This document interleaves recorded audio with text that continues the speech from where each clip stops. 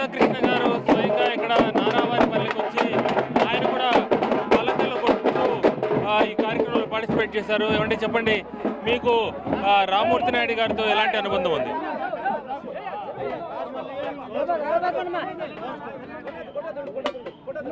సోదరులు నారా రామ్మూర్తి నాయుడు గారు అనారోగ్య కారణాలతో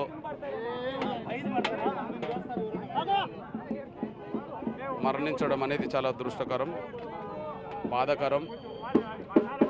ఆయనకు నివాళులర్పించడానికి ఇక్కడికి వచ్చాం. ఎంఆర్పిఎస్ ఉద్యమం ప్రారంభించిన కొత్తలో ముఖ్యంగా ఎస్సీ వర్గీకరణ పోరాటం రాష్ట్ర స్థాయిలో ముందుకెళ్తున్న సమయంలో నేను మొట్టమొదటి పాదయాత్ర ఇక్కడి నుండే మొదలుపెట్టాను. ఆ ఇంట్లో నుంచే మొదలుపెట్టాను. 97 ఏప్రిల్ 14న అంబేద్కర్ జయంతి రోజే ఈ ఇంటి నుంచి ప్రారంభించాను. అప్పుడు అమ్మగారు కూడా ఉన్నారు.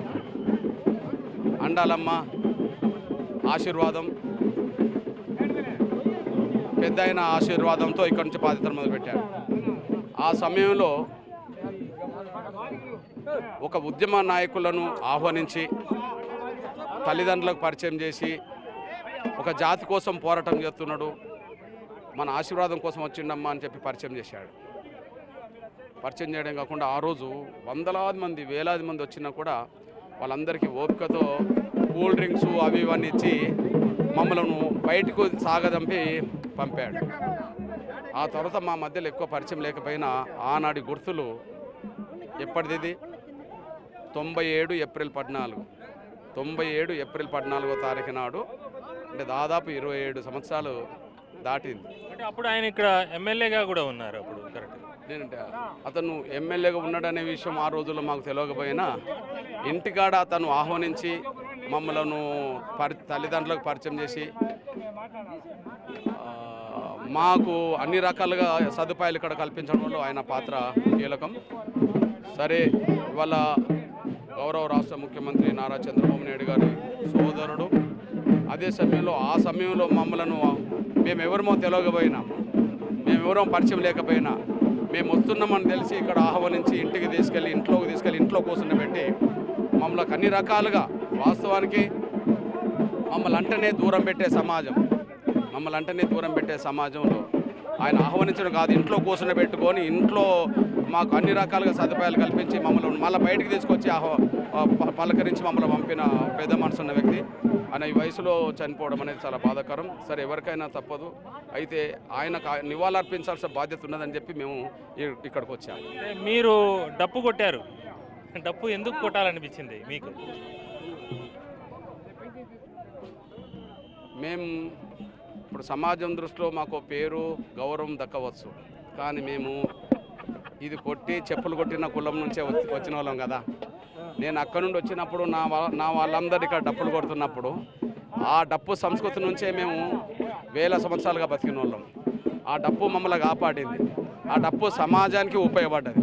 ఆయనకు కూడా మీరు డప్పు కొట్టడం ద్వారా ఏమన్నా ఆయనకి చనిపోయిన క్రమంలో డప్పు కొట్టడం ద్వారా అంతే కదా.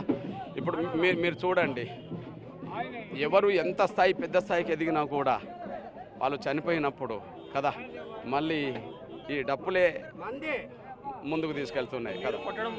మేము కొట్టడం వెనుక నా కుల వృత్తిని నమ్ముకొని, నా కుల సాంప్రదాయాలను సాంస్కృతిక ఆయుధాలను నమ్ముకొని బతికే నా వాళ్ళు ఉన్నారు.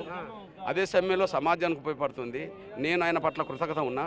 నేను ఈ మధ్యకాలంలో ఎప్పుడు కూడా మరణించిన వాళ్ళ చావులకు నేను వెళ్ళాను, కానీ నేను డప్పు కొట్టలేదు. కానీ ఇక్కడ ఆ రోజు 97 ఏప్రిల్ 14 తారీఖు నాడు మమ్మల్ని స్వాగతించి ఆహ్వానించి తల్లిదండ్రులకు పరిచయం చేసి అన్ని రకాల సదుపాయాలు కల్పించిన రామ్మూర్తి నాయుడు అన్నకు నా చేతులతో కూడా డప్పు కొట్టి ఆయనకు నివాళులు అర్పించడం అనేది ఒక బాధ్యతగా తీసుకోవాల్సి వచ్చిందనేసి కూడా మీ దృష్టికి తీసుకొస్తున్నాను.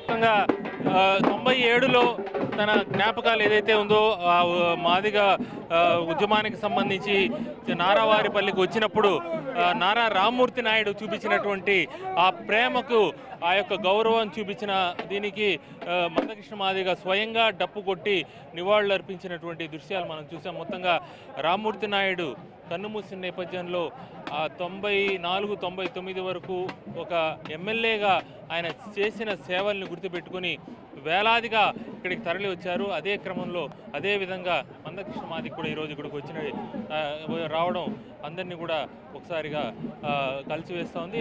ఆ రోజులను గుర్తు చేసుకునే విధంగా చేస్తూ ఉంది. Over to studio.